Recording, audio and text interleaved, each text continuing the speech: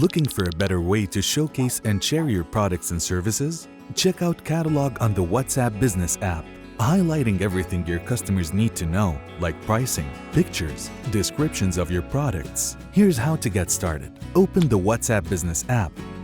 Go to Settings.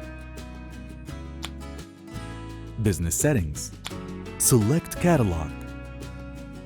If you don't see Catalog listed under Business Settings, update your app. Add product or service. Tap on plus icon to add images of the products you wish to showcase. Provide a name and brief description for each product. You can also provide product links and SKU codes to help keep track of your catalog items. Tap Save. Your catalog is now ready. You can also showcase different types of products and services that you offer.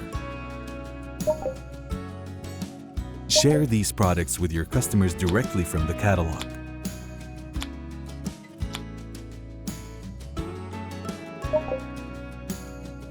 To see more videos about WhatsApp business tools and features, subscribe to WhatsApp on YouTube.